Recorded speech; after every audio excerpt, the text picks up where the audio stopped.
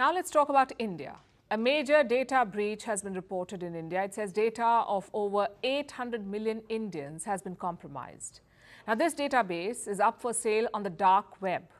The price tag is $80,000. That's according to a US cybersecurity firm. It is yet to be proven, but if true, it's quite scary.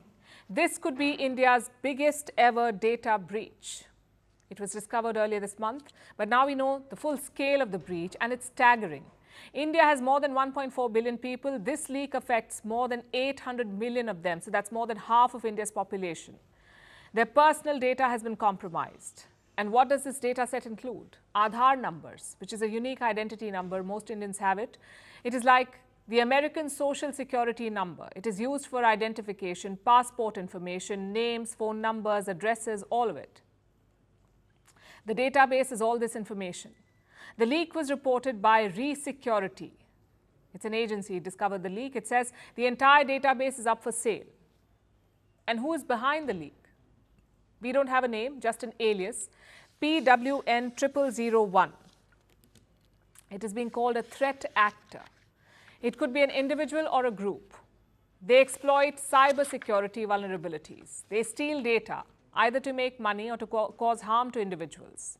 And in this instance, the data is being sold for money. And if it falls into the wrong hands, the consequences could be severe. Identities of Indians could be misused. They could become victims of financial crimes. Their accounts could be compromised.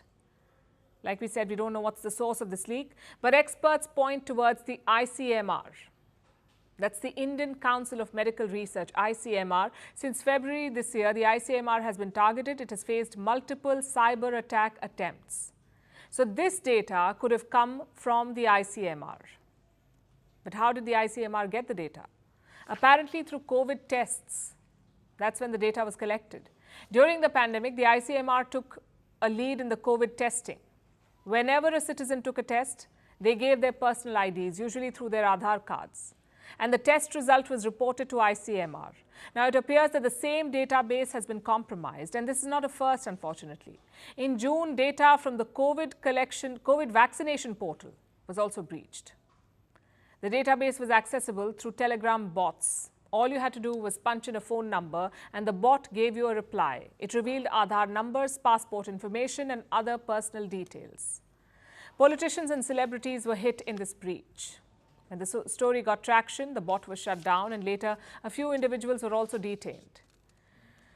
And now there are reports of a bigger breach. They're becoming more frequent. As more Indians go online, their data is at risk. In fact, as we speak, another controversy is brewing. This one features Apple's iPhones. Many people, including opposition lawmakers in India, have received messages. They came from Apple, and the message says this: someone is trying to hack your iPhone. This comes from Apple's threat notification system. It was introduced in 2021, the system. It was to protect users. If Apple suspects your phone has been breached, it sends you a message like this. But the warning is rather vague. It says, we don't know for sure if your phone was hacked or not. In fact, just look at the first line. Apple believes you're being targeted by state-sponsored attackers. Now look at the last line. While it's possible this is a false alarm, please take this warning seriously. So it's serious, but not clear. Who is behind these hacking attempts? Were these phones compromised or not? We don't know.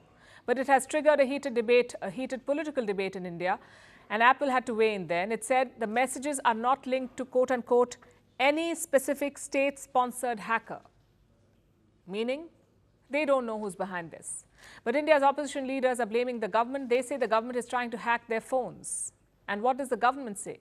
They've launched an investigation. They've asked Apple to join the probe. But politics aside, data security is a serious issue, especially in India, because we do not have a data security law. There is no legislative framework to deal with large-scale breaches.